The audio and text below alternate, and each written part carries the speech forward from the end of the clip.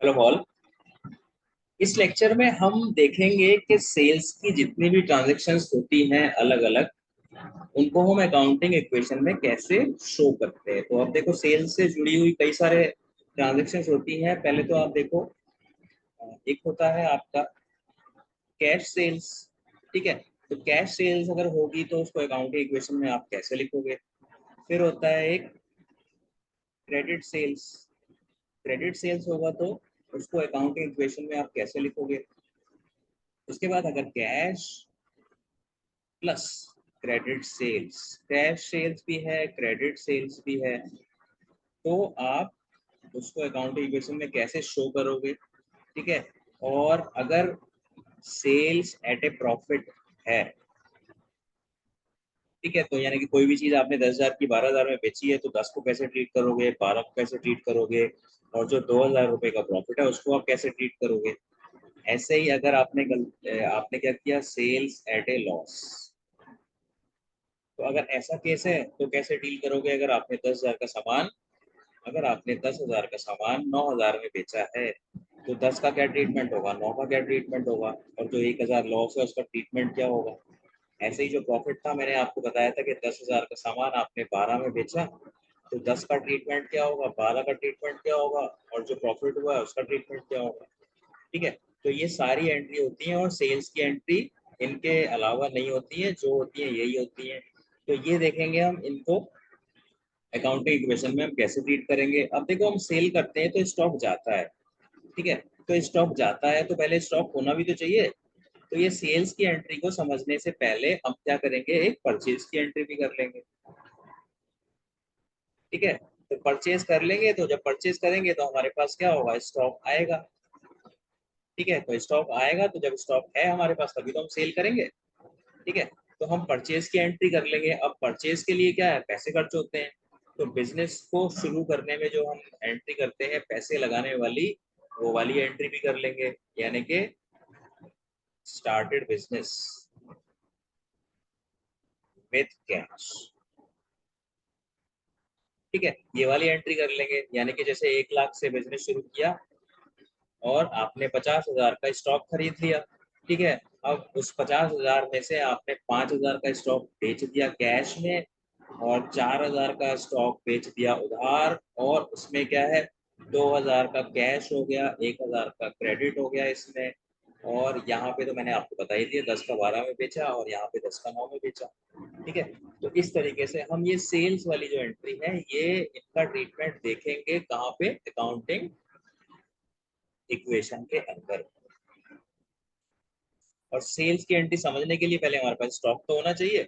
ठीक है, अगर स्टॉक नहीं होगा, परचेज नहीं होगा, तो ऑफकोर्स वो सेल्स की जो वैल्यू है स्टॉक नेगेटिव में चला जाएगा, जो पॉसिबल नहीं है। ठीक है, तो इससे पहले हम एक परचेज की एंट्री कर लेंगे, और उससे पहले हम एक बिजनेस को शुरू करने की एंट्री कर लेंगे। तो अब देखते हैं ये सारी एंट्रीज। तो अकाउंटिंग इक्वेशन जब हम बनाते हैं तो उसका फॉर्मेट ये होता है, सबसे पहले आप क्या लिखोगे, ऊपर अकाउंटिंग इक्वेशन, पहला कॉलम होता है आपका सीरियल नंबर का। ठीक है, उसके बाद आप क्या लिखोगे, आप लिखोगे ट्रांजैक्शंस।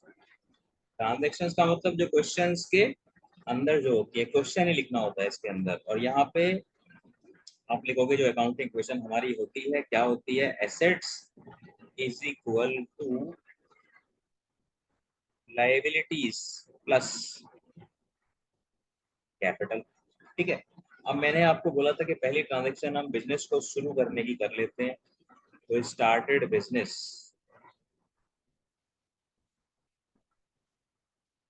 विद 1 लाख। 1 लाख से आपने बिजनेस शुरू किया है, तो आप क्या एंट्री करोगे, एसेट में देखो एक आपका कैश ऐड हो जाएगा। ठीक है, आपने बिजनेस शुरू किया, बिजनेस में कैश आया, तो 1 लाख में क्या होगा, यहाँ पे कैश में प्लस हो जाएगा 1 लाख रुपए। ठीक है, और कैपिटल, जब बिजनेस में पैसा लगाते हैं तो उसको क्या बोला जाता है, उसको कैपिटल बोला जाता है। तो कैपिटल में ऐड हो जाएगा 1 लाख रुपए। तो अब बिजनेस शुरू कर लिया, अब परचेज की एंट्री कर लेते हैं। तो परचेज गुड्स, 50,000 के हमने गुड्स परचेज कर लिए, तो जब गुड्स खरीदे तो पैसा गया, गुड्स आए, और जो गुड्स आए उसको हम क्या बोलते हैं, स्टॉक बोलते हैं। ठीक है, तो यानी कि जब पैसा गया तो कैश हमारे पास 1 लाख था, उसमें 50,000 रुपए हमारे पास चले गए तो मैंने माइनस कर दिए, और स्टॉक आ गया 50,000 का, तो मैंने स्टॉक में 50,000 प्लस कर दिया।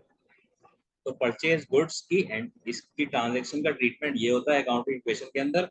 अब जब हमने दो ट्रांजेक्शन बना ली है तो इसकी हम एक अब नई इक्वेशन लिखते हैं। तो इसकी न्यू इक्वेशन क्या हो जाएगी, 1 लाख कैश था आपका, 50,000 चला गया, तो आपके पास कैश कितना बचा, अब 50,000 बचा। आपके पास स्टॉक कितना है, 50,000 का है, इज इक्वल टू लाइबिलिटी तो कुछ नहीं है, प्लस कैपिटल कितनी है, 1 लाख रुपए। अब देखो लेफ्ट हैंड साइड का टोटल करो, 50,000 प्लस 50,000 1 लाख होता है, राइट हैंड साइड में भी 1 लाख है, तो left hand side is equal to right hand side. और हमें अकाउंटिंग इक्वेशन के क्वेश्चंस में यही प्रूव करना होता है हर ट्रांजेक्शन के बाद। तो हर ट्रांजेक्शन के बाद हमें यही प्रूव करना है कि left hand side is equal to right hand side, और यही तो इक्वेशन है हमारी, assets is equal to liabilities plus capital. तो लेफ्ट साइड में हमारे एसेट्स हैं सारी, और राइट साइड में हमारी लायबिलिटीज और कैपिटल है। तो परचेज कर लिया, अब हम आते हैं सेल्स की एंट्री को। तो सोल्ड गुड्स फॉर 10,000, तो 10,000 का के गुड्स बेचे आपने। ठीक है, तो ऑफकोर्स कुछ नहीं बोला हुआ, किसी का नाम नहीं लिखा हुआ है, तो ये कैश सेल्स है। तो जब कैश सेल्स है तो देखो 10,000 का सामान बेचा तो आपके पास पैसा कितना आया, 10,000 रुपए। ठीक है, आपने कैश में किसी को सामान बेचा तो पैसा 10,000 रुपए आ गया, और क्या हुआ, स्टॉक चला गया 10,000 रुपए का। ठीक है, तो सेल की एंट्री में जो परचेज की एंट्री में होता है उसका अपोजिट होता है। परचेज करते हैं तो स्टॉक आता है हमारे बिजनेस के अंदर, कैश जाता है, और जब सेल करते हैं तो पैसा आता है, स्टॉक जाता है। अब हम बना लेंगे फिर एक नई इक्वेशन। तो नई इक्वेशन हो जाएगी, 50,000 आपके पास कैश था, 10,000 रुपए आ गए सेल से, तो आपके पास कैश हो गया टोटल 60,000, प्लस स्टॉक 50,000 था, 10,000 का बेच दिया, अब स्टॉक हो गया आपका 40,000, is equal to 0 plus 1 lakh. ठीक है, अगेन देखो हर ट्रांजेक्शन के बाद ये चीज चेक करो आप, लेफ्ट हैंड साइड क्या है, 60 प्लस 40 1 लाख, और राइट साइड में भी देखो 0 plus 1 lakh is equal to 1 lakh. तो कैश सेल की हमने ट्रांजेक्शन सीख ली। अब हम करेंगे credit sales. Sold goods to Ravi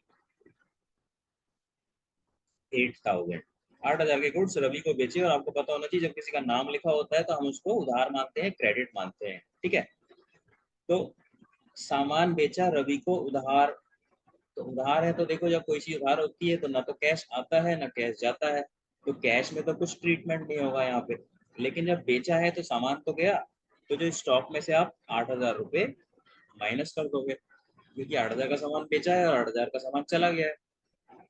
उसके बाद जिनको हम उधार बेचते हैं उनको हम बोलते हैं डेटर्स, और डेटर्स भी हमारी एसेट होती हैं। ठीक है, तो एसेट में आप एक कॉलम ऐड कर लोगे डेटर्स। डेटर्स वो लोग होते हैं जो आपसे उधार खरीदते हैं, और वो आपकी एसेट होती है। ठीक है, तो डेटर्स में ऐड हो जाएगा आपका 8,000 रुपये। अब यहाँ पे फिर नई इक्वेशन बन जाएगी। नई इक्वेशन में देखो यहाँ पे कैश में तो कुछ चेंज हुआ नहीं, यहाँ पे 60,000 का 60,000 है, प्लस 40,000 स्टॉक था, 8,000 का बिक गया है, तो कितना हो गया, 32,000 हो गया, प्लस डेटर्स हैं 8,000 के। ठीक है, तो ये यहाँ पे 0 हो जाएगा लाइबिलिटी, प्लस कैपिटल है आपकी 1 लाख। तो अगेन देखो 60 प्लस 32 प्लस 8 कितना होता है, 1 लाख होता है, और इधर भी 1 लाख, तो left hand side is equal to right hand side. अब एक एंट्री देखते हैं जिसमें कैश और क्रेडिट दोनों है। कैश सेल्स 5,000, क्रेडिट सेल्स 2000, ठीक है। तो आपने क्या कैश में बेचा है 5000 का सामान और उधार में बेचा है 2000 का सामान। तो देखो सामान कितना गया है, 7000 का गया है। तो स्टॉक में से आप कितना घटा दोगे, 7000 घटा दोगे, ठीक है। तो यानी कि अगर कैश में बेचोगे या उधार बेचोगे, सामान तो जाएगा।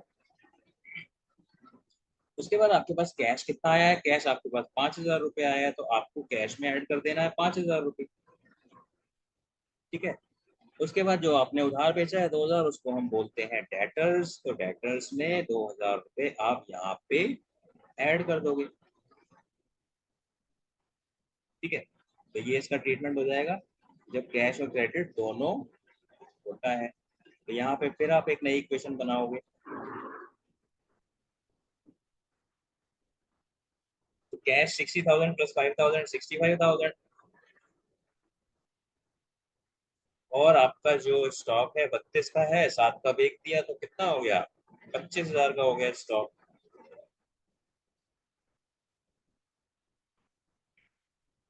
32 में से 7 गया 25, ठीक है। और आपके डेटर्स कितने हो गए अब, 10,000 के हो गए, ठीक है। और इधर लायबिलिटी 0 और कैपिटल 1 लाख, ठीक है। अगेन देख लो आप, left hand side is equal to right hand side. 65, 25 और 10 कितना होता है, 65 और 25 90, 90 और 10 1 लाख, और उधर भी 1 लाख है, ठीक है। अब अगली एंट्री क्या है, सोल्ड गुड्स कॉस्टिंग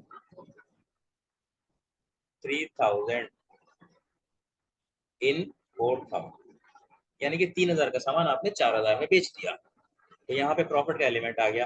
तो कितने का सामान बेचा, 3000 का, तो स्टॉक में से आप माइनस करोगे 3000, ठीक है। 3000 का स्टॉक चला गया। अब पैसे कितने आएंगे आपके पास, भाई 3000 का सामान आप 4000 में बेचोगे तो आपके पास 4000 आएंगे, ठीक है। तो जब 4000 आएंगे तो मैंने क्या किया, कैश में 4000 प्लस कर दिया, ठीक है। अब यहाँ पे प्रॉफिट है 1000 रुपये। तो प्रॉफिट आपको लिख लेना है कि profits are added to capital and losses are deducted from capital. तो यहाँ पे प्रॉफिट कितना हो गया, 1000, तो कैपिटल में आपने ऐड कर दिया 1000।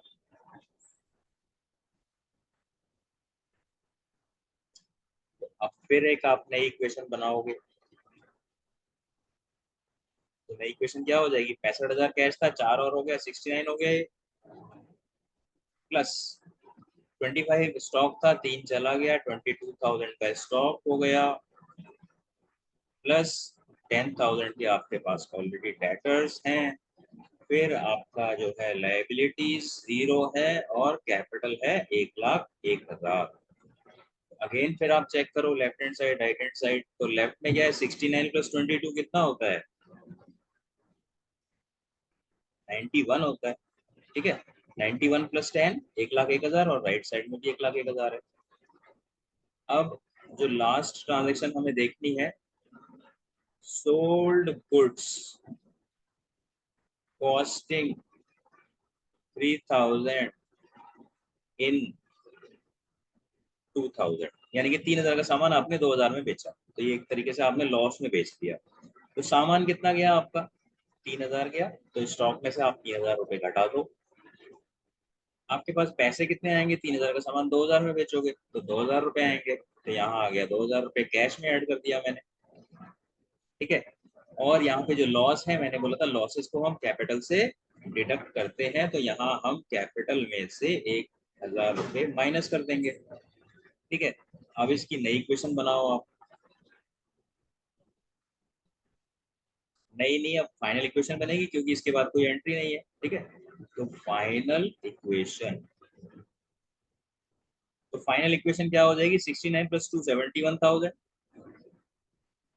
प्लस स्टॉक है 22 का, लेकिन 3000 का बेच दिया है, स्टॉक हो गया 19,000 का, प्लस 10,000 के डेटर्स हैं इज इक्वल टू 0, प्लस 1,01,000 की कैपिटल थी, 1,000 रुपए का लॉस हो गया, तो कैपिटल फिर 1 लाख की हो गई, ठीक है।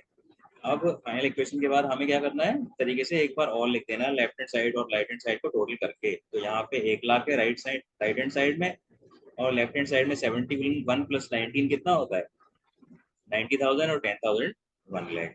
इस तरीके से हमें आखिर में फाइनल इक्वेशन के बाद ये लिख देना है, ताकि हम ये शो करें कि देखो आखिर में भी जाके हमने लेफ्ट हैंड साइड और राइट हैंड साइड को इक्वल कर दिया है।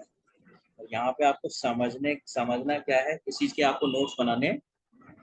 आपको बस ये देखना है ये जो प्रॉफिट है ये कैपिटल में ऐड होगा, और ये जो लॉस है ये कैपिटल में माइनस होगा। तो जितने भी एक्सपेंसेस हैं या लॉसेज हैं, ठीक है, तो ये आप रूल लिख सकते हो, ये लिख सकते हो नोट में। तो ऑल एक्सपेंसेस एंड लॉसेज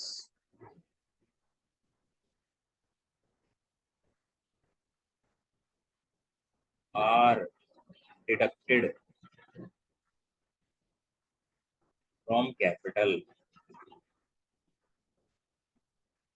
ठीक है। और यहाँ पे all profits and incomes are added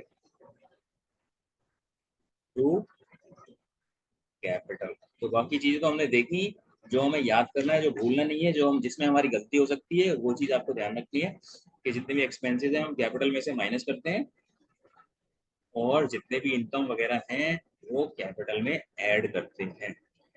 और एक चीज और ध्यान रखनी है, जिन लोगों को हम उधार सामान बेचते हैं उनको क्या बोलते हैं, उनको हम बोलते हैं डेटर्स, ठीक है। और क्या ध्यान रखना है, जब आप कैश में बेचोगे तो स्टॉक में से घटा दिया, सामान चला गया, कैश ऐड कर दिया। और जब आप उधार बेचोगे तो स्टॉक में से तो चला गया लेकिन कैश तो आया नहीं, तो आप क्या डेटर्स में ऐड करोगे। तो यानी कि जब भी आप बेचोगे स्टॉक में से तो घटा दोगे, लेकिन जब कैश में बेचोगे तो कैश में ऐड कर दो, और जब उधार बेच रहे हो तो डेटर में ऐड कर दो, ठीक है। डेटर वो लोग होते हैं जिनको हम उधार बेचते हैं, और डेटर एसेट का पार्ट होते हैं।